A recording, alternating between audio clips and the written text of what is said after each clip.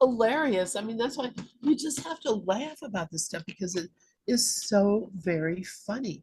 All right, so we are streaming live on YouTube, and now we are going on to, interesting enough, the Holy Spirit and the Holy Instant and the laws of God.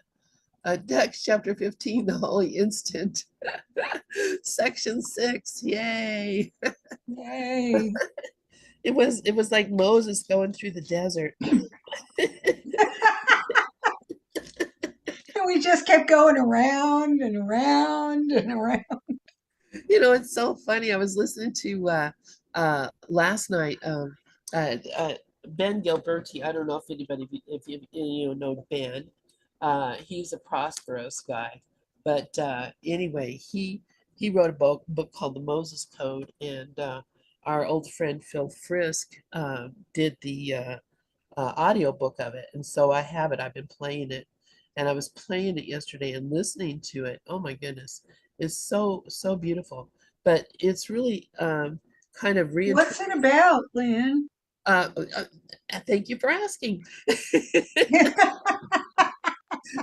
It's about it's kind of a kind of allegorical uh, interpretation of uh, uh, the journey of the children of Israel to the Holy Land with Moses as their leader, and all the things that are, like, if you read it in the Bible, it's like a grand adventure. They go through all these things, and they meet up with different people, and they have they run out of food, and then they get manna from heaven and all these different things. So he goes through and basically reinterprets all of that in kind of terms of, he uses a lot of Joel Goldsmith, and then also Course of Miracles and other things to reinterpret. Anyway, so why did I start talking about the Moses Code? What? Oh, because that was like the journey of Moses to get to this promised land of the Holy Instant and the laws of God. And so, yeah, so I was listening to that. Oh my God, it's so profound. It's so profound, which I never even imagined. I was thinking, that's just some old stories of, that's probably all myth, fable, not even real. Of course, how did it take him 40 years to get, you know, look at the map, it's impossible, right? But it was because it was a journey of transformation. And as Dove has explained before, that as they moved through the generations, it had the old generation had to die off and become the people that had been indoctrinated in the culture of slavery had to become less powerful, and the people who were not indoctrinated in that culture, as they grew, children growing into older people for 40 years, that being led by Moses, who was led by God, who was given direct knowledge from the divine being. These people, their minds changed and their beings changed, so that when they did get to the promised land, they were a different people. They had changed. And then of course Moses said, well, my work is done here, and I'm not going in. And he did not go into the promised land with them. And, they said it was because, God was mad at him because he broke the tablets, and, or that he hit the rock twice when God said, tap on the rock and water will come forth. And he hit it twice, which showed a lack of faith. Anyway, whatever the reasons, I have no, makes no sense to me, but that's the story.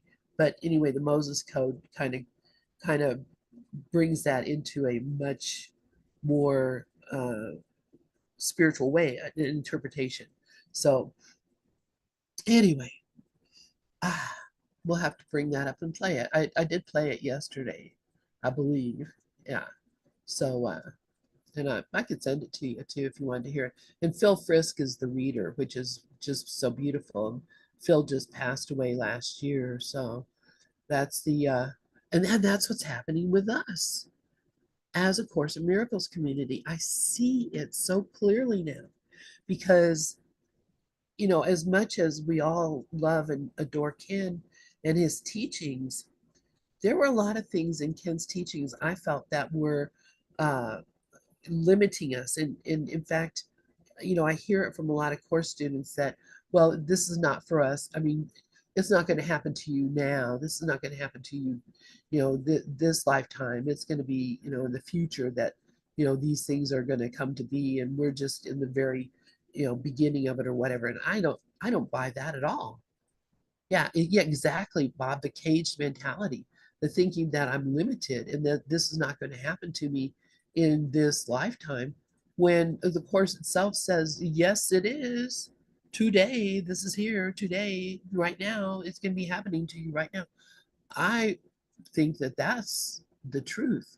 And so that's why I've moved on, not moved on away from the course, because I'm still very much into the course, but I've also moved forward into the age of the heart and the course of love and other things that are saying, okay, come on now, you graduated this.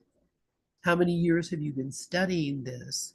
Now, this is how you implement in the world, because you have become a resurrected being, and resurrected beings walk the world in a different form. And if you're not walking the world in a different form, then you still got some work to do. Yes, do it.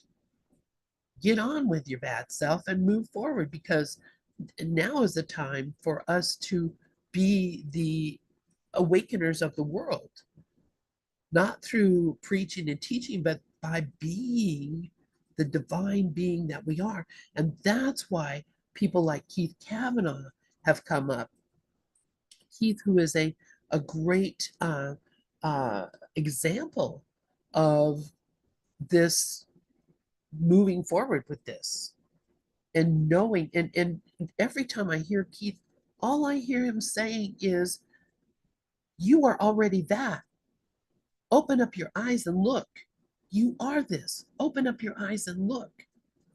I hear Keith saying that over and over. And then when I started hearing Keith saying that, I went back and listened to Ken, and Ken saying the same dang thing over and over and over. You're already awake. Open your eyes and see. Don't just lay there with your eyes closed, imagining the world outside doing things.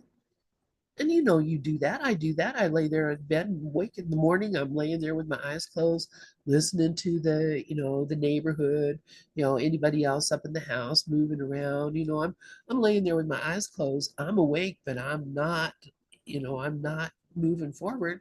And that's what we're doing. We're not moving forward because we want to keep staying in this safe zone of, yeah, but maybe he says somewhere in the course that this can happen or that can.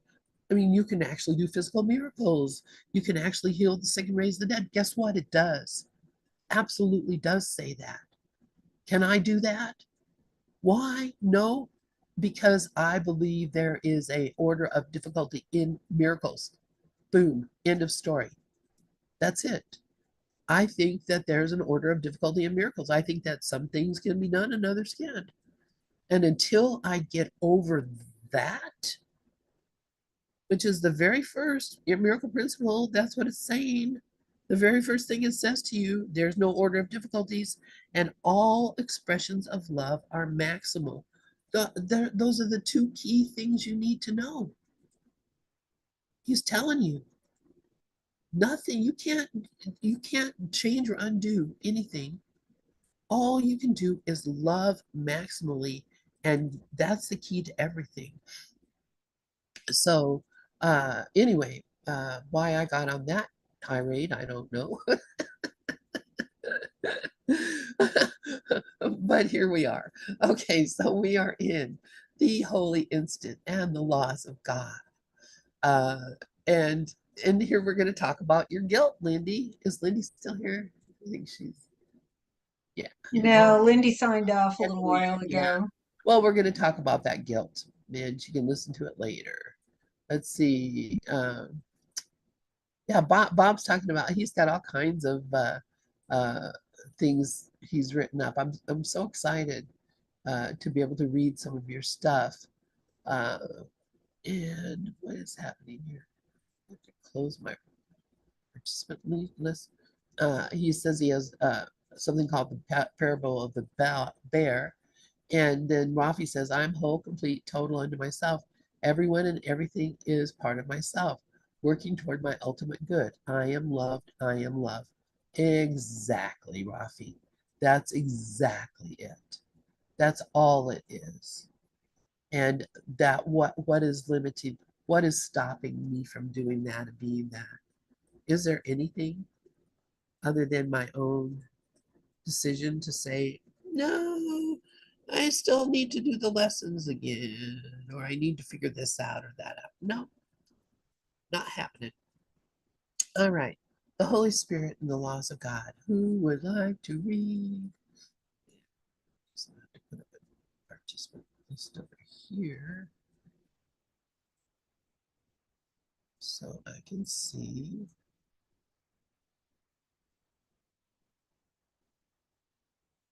All right. Okay, then Lynn will read. The holy instant here. I'll sip my coffee real quick. I've been talking for 2 hours, 2.5 hours. Wow. The holy instant and the laws of God. One, it is impossible to use one relationship at the expense of another and not to suffer guilt. And it is equally impossible to condemn part of a relationship and find peace within it. Under the Holy Spirit's teaching, all relationships are seen as total commitments. All relationships are seen as total commitments. Yet they do not conflict with one another in any way. Perfect faith in each one for its ability to satisfy you completely arises only from perfect faith in yourself. And this you cannot have while guilt remains.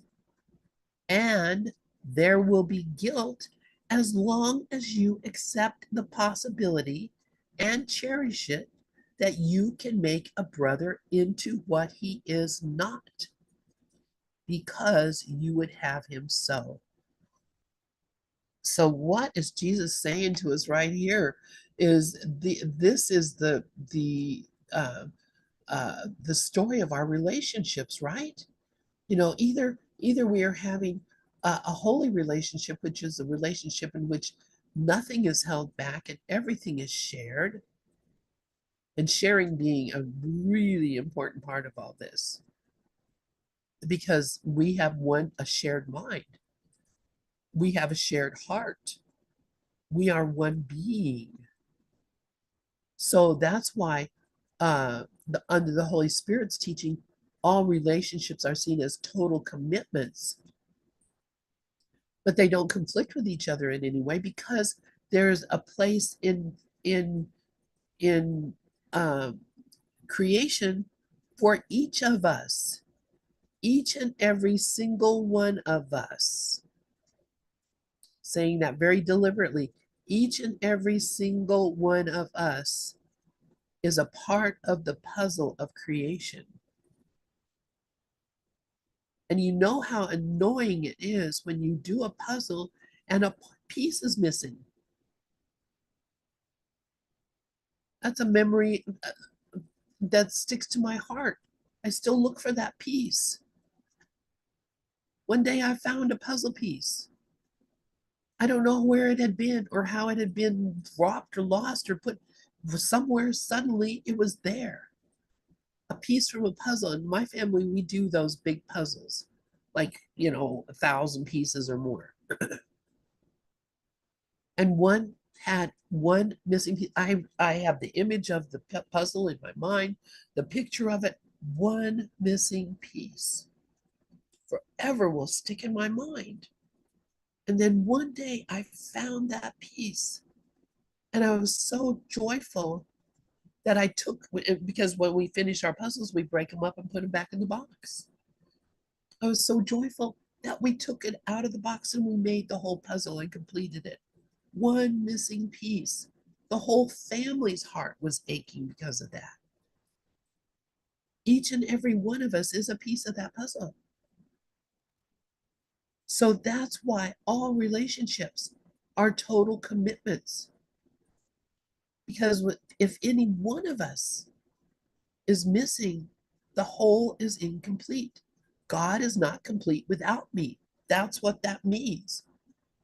If you ever wonder, how can you say God is not complete without me? Because the puzzle is never complete if you have a missing piece.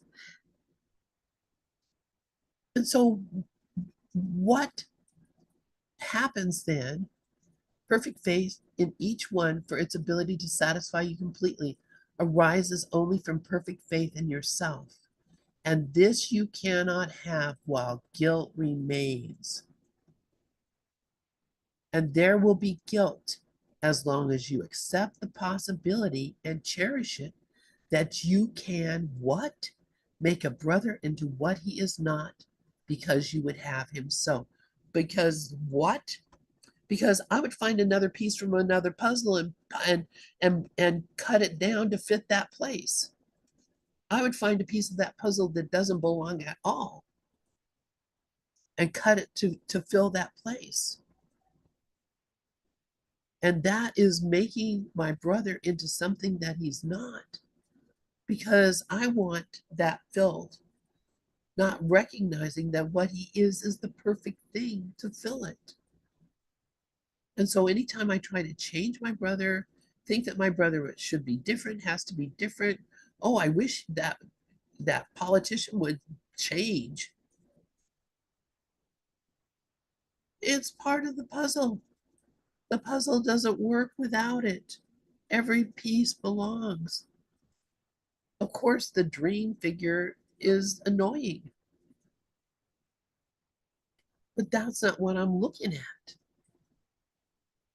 And Bob says this may be the meaning behind the parable of the shepherd, leaving the 99 to search for the one. That I believe that is. I believe that is. That Spock is the good of the one worth the good of the many. Mickey, hey, go ahead, hon. Hey, Lynn, that was just beautiful. Thank you so much. Because it made me realize how many times a day I want to leave one of those puzzle pieces out. From mild annoyance to furious rage, from some stupid politician to, you know, uh, someone who's looking to bomb a whole civilization off the face of the earth. It just to the person who cuts you off in traffic. There are so many puzzle pieces that the ego, the personality, the identity that I am identifying with this body wants to leave out of that puzzle. And until I complete that positive separation, that separation between who I think, sorry, I'm just going to stop that from happening.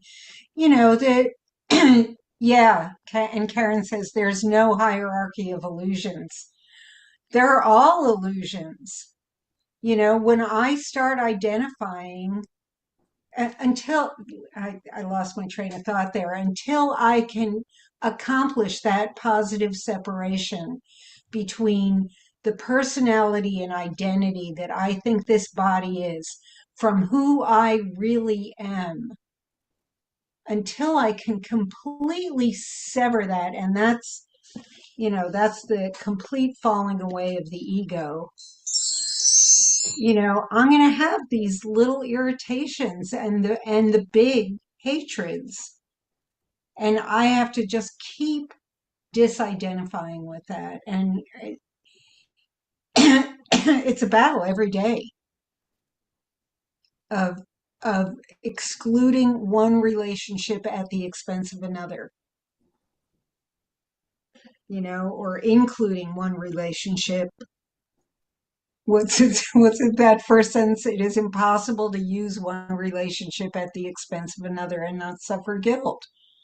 I'm always using the relationships of the people I think are my special people at the exclusion of everyone else. And I love what Ken says about that. As long as I am recognizing it, as long as I am saying, "Yep, there it is again. I can see it.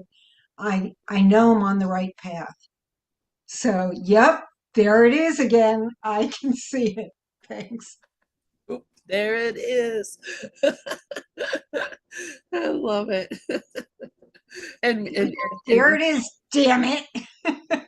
But the beautiful thing is that you begin to look for it, because you recognize after a while of letting go, you recognize that it really is a joyful thing to not be caught up in this story. And when you begin to look at it and see the actual, um, we call it humor. When we talk about remembering not to laugh, the whole idea of humor that comes about, because it's silly. It's a silly thing. It's not um, like a funny thing, like a person slipping on a banana, like a slapstick thing. It's a silly thing, like you thought there was a banana, and you thought there was a floor, and you thought there was, I mean, that's the funniness of it. And the laughter that should have come from the very beginning when we looked at this tiny mad idea should have been, well, that would be really dumb. How silly is that? But do we ever look at it at it, is the tiny mad idea happening now? Because Jesus tells you, yes, it is. You ask, how could you fall for that?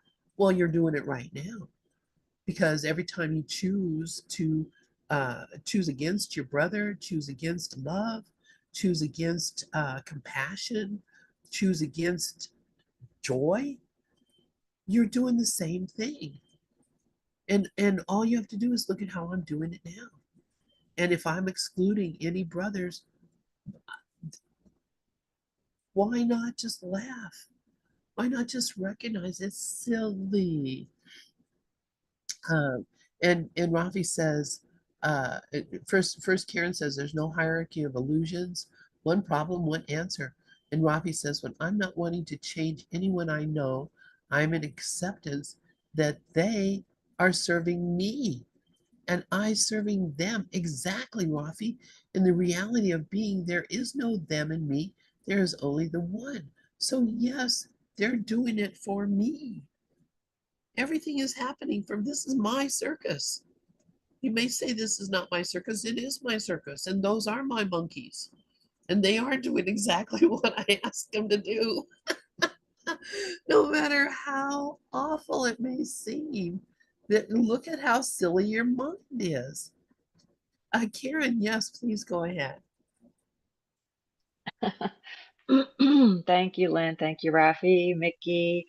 Yeah, to Rafi's point, right above this paragraph in paragraph 11 from the previous section, he says, in the holy instant, there is no conflict of needs, for there is only one. For the holy instant reaches to eternity and to the mind of God, and it is only there love has meaning, and only there can it be understood. So it's reminding me of the holy instant and how the purpose of the holy instant is to suspend judgment entirely, and how difficult that is sometimes. And we all know the metaphysics, and we all know, basically what the course is saying. But being in the world, the practicing this, like this morning, my daughter's getting ready for my granddaughter's 21st birthday party. And, she has a little baby and her daughter has a little baby, and they both have boyfriends that are like, you know, I'm trying not to judge, but these guys are just not stepping up to the plate like I think they should. It's like you got a baby, but buy the diapers, do this, do that. Like what's the problem here? And I got a problem with it, and it's something I'm working on. But it's like my daughter does everything, my granddaughter does everything, but I also blame them. So there's never one person; it takes two, and so I have to look at the whole picture. And I'm not blaming one or the other; it's just seeing the whole picture. And I can't say it's one person's fault, but it's really hard not to judge. It's because it's a close, it's my special relationship, and I want her to be taken care of. And, and I see this, so it's love or a call for love. And right now I'm just stepping back because I don't want to say something that, I don't want to regret to him. So I don't say anything right now until I can come from a place of love. But it's very discouraging to see someone not take care of their child like they should. And that's a judgment. So I know what the holy relationship is, and right now I'm not including I'm not including him in the circle of atonement, and I see it, so I notice it, and that's okay. I'm healing. Thanks. Yeah, thank you, Karen. Wow, this is perfect. And Bob says judgment is a knee-jerk reaction of the ego. Yes, it is. And so kind of let's break down a little bit. Um, what? First off, where did you get the idea that a man is supposed to support their child, a child, not even say their child? Where did you get the idea that a man is supposed to support a child? Who told you that? Is it the same person that told you you should never have sex unless you're married? Is it the same person who told you that uh, Yeah. stealing out of the poor box is a sin? Is it the same person who told you that these are all these ideas and stories that have been made up? We look at nature. Well, look at nature. Well, how many species do the man disappear when the baby comes?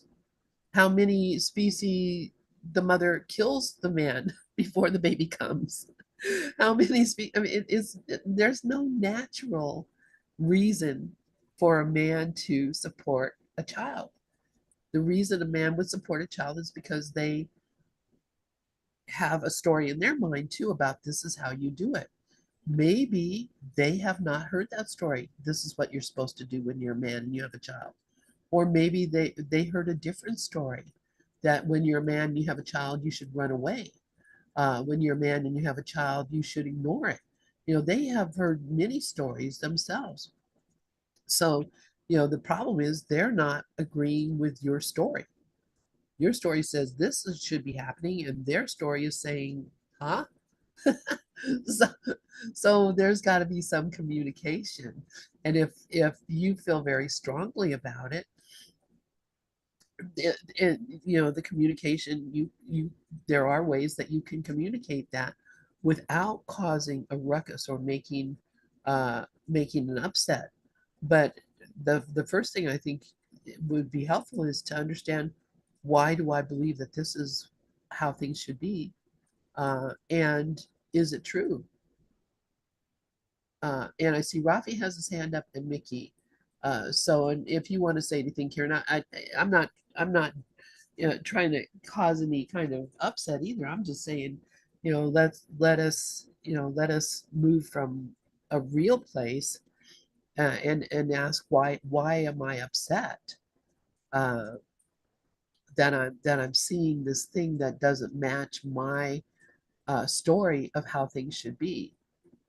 And maybe if I can look at that and learn the lesson from that, then there won't be an issue to deal with. You know what I mean?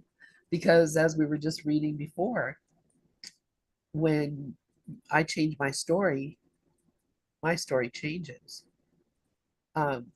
Rafi and then Mickey. Go ahead, Rafi. Yeah, here's a shortcut way to handling that. Can you see that looking at this man or these men, you feel like you want it to be different than it is. You want them to be different than it is. And you feel like you're out of control. You can't control it, and you want it to be. Okay, that's a want to control feeling, and that's what they're here to show you that you got want to control feelings to let go of. That's how they're serving you. So welcome the want to control feelings. You'll probably feel it in your gut, or in your chest, or maybe in your throat, and it's energy that came up to leave. It's not good or bad. If you welcome that want to control feeling and then decide to allow it to go and continue to allow it to go until, yes, can I let go of want to control until it's all gone, um, then you'll be in that place of peace and love that you really are and that they really are. And you can see how they're serving you for you to get to complete your purpose, which is self-realization or freedom or however you define that. But they're here to serve. And so if you can welcome those want and control feelings and just let them go, um, the whole situation will change. Then the love in you, that is the reality of you, and the love that is the reality of you will be a mutuality. So I hope that helps. Thank you. Mickey and Lynn is gone, so why don't you go ahead? What? What was that, Bob? Lynn is gone, why don't you go ahead? Oh, okay. Got it. All right. I will go. Thank you, Rafi, for that perspective. And I really loved what Lynn said right before that. And because I was sitting here agreeing with Karen, saying, yeah, those guys should step up to the plate. Yeah. And when Lynn came in and said, maybe they didn't learn that, like people who grow up in a single parent household whose fathers left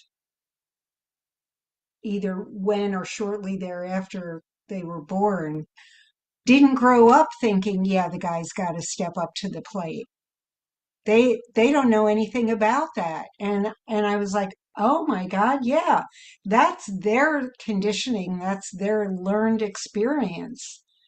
And we don't always know the story behind why somebody does or doesn't do something, or who knows what the reasoning is behind what somebody does or doesn't do.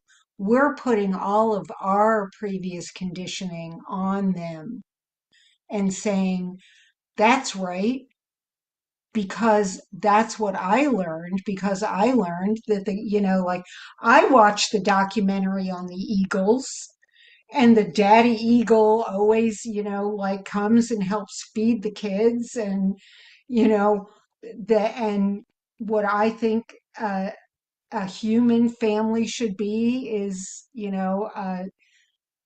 a female parent and a male parent, and they should both take care of the kids. And I'm not taking into consideration maybe there's just two male parents, or maybe there's just two female parents, or maybe there's just one male parent, and maybe there's just one female parent. I don't know what any of this is for or anything should be. And here I am standing with Karen saying, yeah, these guys ought to step up to the plate. I mean, it's hysterical. And what Raffi said after that was, yeah, I want to place my conditioning and be in control of what other people are doing with their lives. And I am taking my personality and this identity and everything that it learned coming into the world and growing up in the world and saying, yep, I need to control what every other stinking family needs to look like. And it's all just what we learned in the dream. And Ravi said, the dream is a school. What am I being taught now? What do I get to please now? What am I looking at in the world and saying my conditioning is the right conditioning? No conditioning is the right conditioning. None of it, because it's all based on what the ego is telling us this is. It's all based on what the ego is saying. I'm going to make a world where you can hide, and these are the rules. And there are no rules. There is no world. There is no hierarchy of illusions. They're all the same. And boy, if I could just, listen to myself every once in a while, maybe I'd learn that lesson. Thank you, guys. Thank you, Mickey. Thanks, you guys, for I had to take a break. I was like, I can't sit here for another 15 minutes. So so thank you for going Yeah, on. I can relate, but that was beautiful. All right. So thank you so much. And thank you, Mickey, and thank you, Rafi. And Bob had his hand up.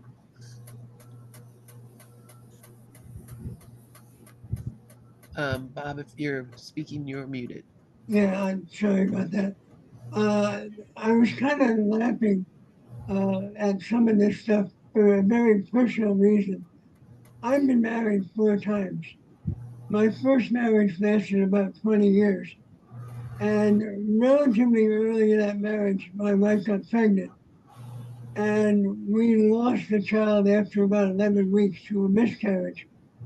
But soon after that, my brother-in-law and his wife had a baby.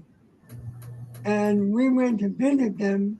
And because I had never been a parent, they wanted me to get involved as a parent and insisted that I change a diaper. And it was the most horrifying experience I have ever had in my life up to that point. And I realized at that point, with what was going on inside of me, why God, in His kindness, never allowed me to have children, if you know what I'm talking about. I look back on this with humor because I realized how ridiculous it was, but at that time, it was very, very real.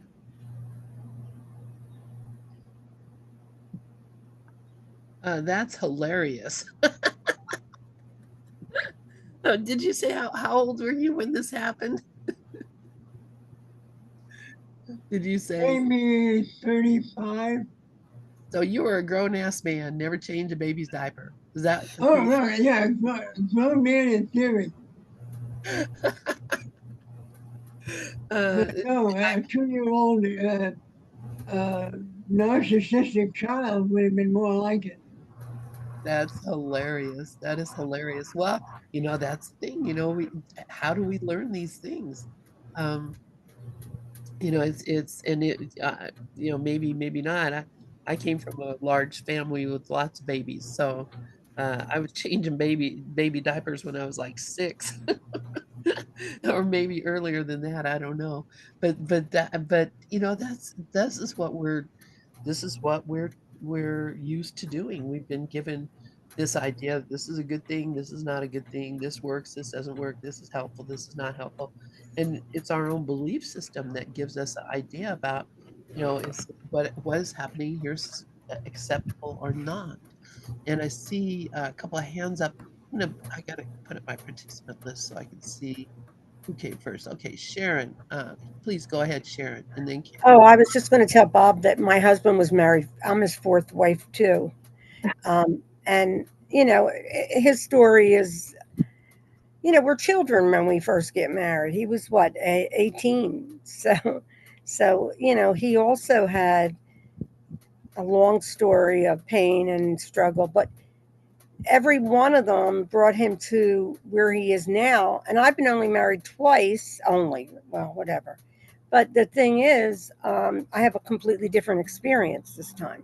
I mean, I'm saying like completely different. And I think some of it is, again, Sharon doesn't write the play. We all wrote the play. But if we take that responsibility and realize that everything that happens, and the hardest lessons for me were always about my children. That and I haven't been, there's no triggers about them right now. I mean, I guess I could, say there were triggers there because there's, the mind still like, wants them to be healthy and all that other stuff. But what I'm doing now is just saying no to it but I couldn't do it before, you see? And that's why I really feel like everyone, all beliefs lead to progress. It means basically wherever we are, we're in the perfect place. Like if it were me, where a man wasn't stepping up to pay for my daughters, that character that I play would be angry. And if I acted that way, so I did until I didn't. And I don't know exactly how this even works because there's an invisible conductor that we pick either from the decision maker, right or wrong mind. And honestly, there's great pleasure from pain. That's today's lesson. Like, I choose the joy rather than the pain. Well, there's great pleasure because we, as the one son, have guilt. And to hide that guilt. So then the ego will say, well, you're not guilty. It's everybody else. Because the ego put this armor in us. It put the armor in for us to feel like we are trapped. Like if my son, my youngest son, or my older son had issues, I get right in there like they're still children. But what I have seen in my mind is when I see my children, I see them as young children and they're in their 40s. So it's really like I would just be easy on myself, Karen. I would not judge myself. If you're upset, fine. It'll what I find in the process in the last like maybe 5 6 weeks for me is I just lived with being sometimes very judgmental. And I'm not going to say that the ego doesn't still judge politics because it does, but I've lost the I am has lost interest in believing that that's true. Because the ego can never lose interest in an election. It can't lose interest in their child not getting, like, to have two children like that. And that's just what they're living through. But it's so minor compared to what the world can give you. Because look at the torture that happens to some people. Like when they say everything's for us. These people that are in a Holocaust, like in Gaza right now, that's really hard for me to say, well, that's for them. But on some level, of course, they're not people. But it's still like, that's why this process has to be firm and not judgmental and opened and realizing that when you see yourself, just meet yourself where you are. Cause I still do. And I probably will until I'm out of this body. So that's all. And I always say to my husband, like the old me would have wanted to be his best wife. Now I could care less. Like I'm his fourth wife, so maybe he'd say what Bob does, but he doesn't. And I'm not going to pretend that he would because how do I know that would matter? I mean, it's still trying to get accolades for Sharon. And that's the problem. Sharon is not special and she's not, all of that has to go, but it just goes a little chip at a time. Anyway, that's all I have. Thanks.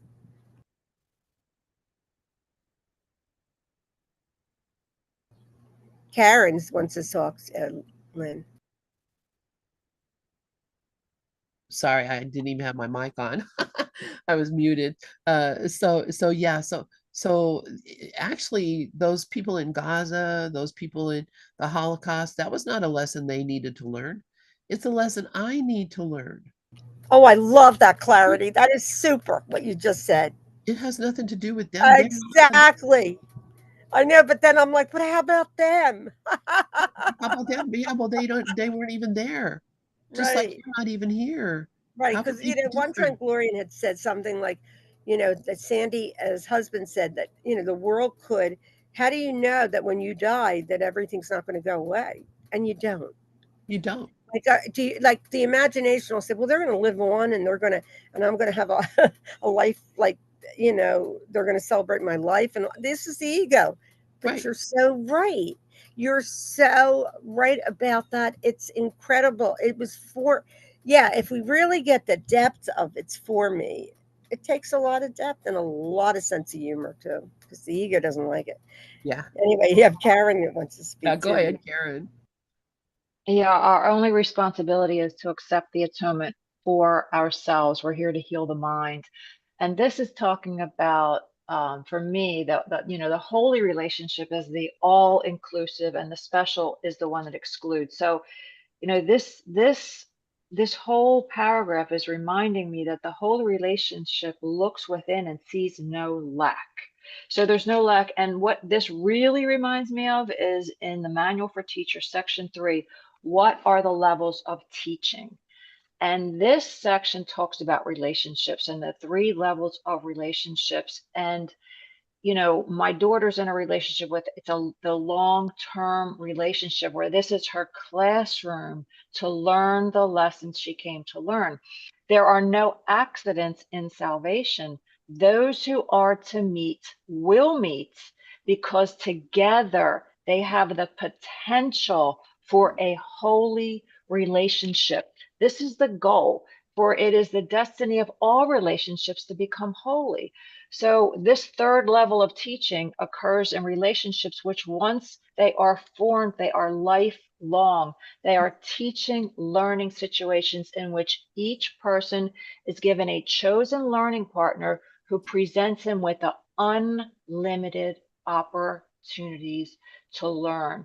Yet should they decide to learn it, the perfect lesson is before them to learn. So this is where it's bringing me to back to the classroom. This is a classroom.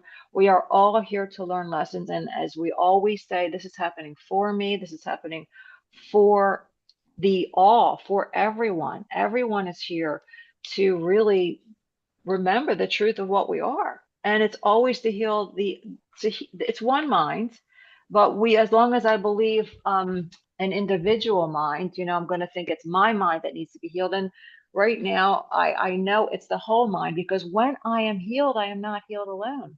So when I accept the atonement, I see my brother as perfect, whole, and complete, and I see it's a call for love.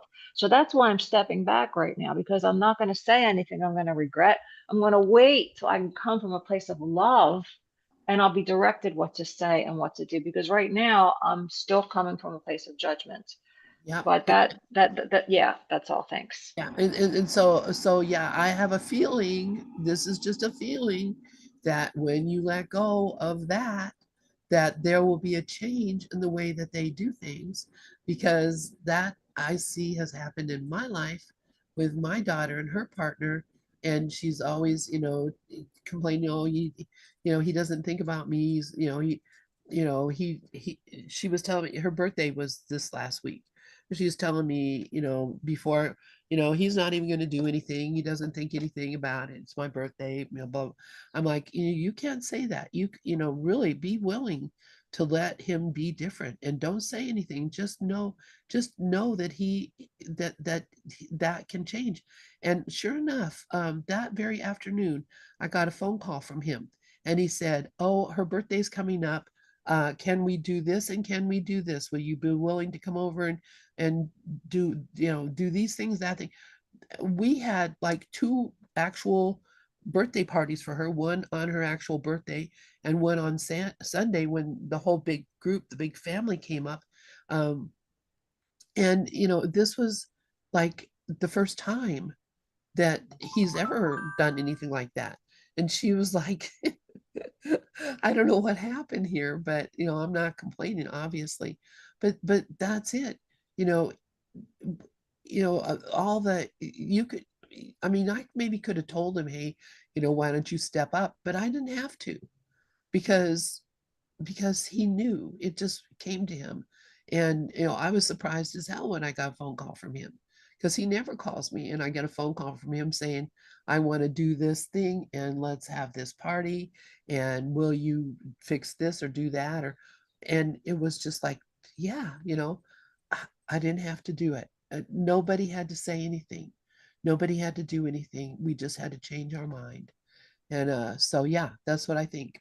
Let's see what the one mind can do to shift a situation that may seem to be less than a holy relationship, because that's what we're doing here, right? Thank you, Karen. Thank you, everyone. Anybody else have anything on this first paragraph? And we only have like 3 minutes. Is that true? Wow, this day is going by really fast. And let me look, because anybody else have anything to say? I'm just going to talk to myself if you don't. So uh, please, Karen.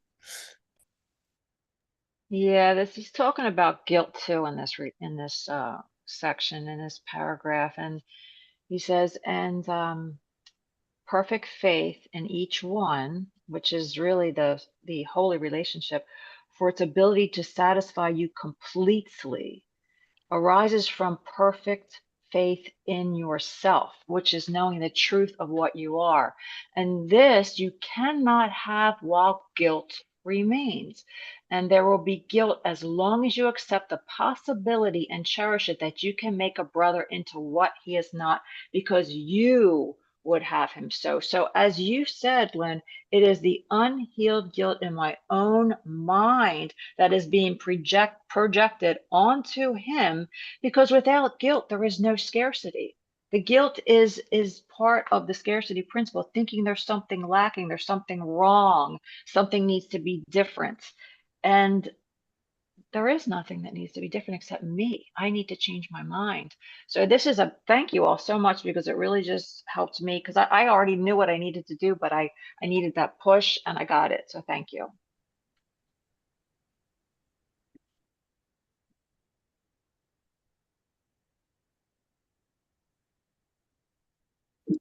Lynn, you're muted.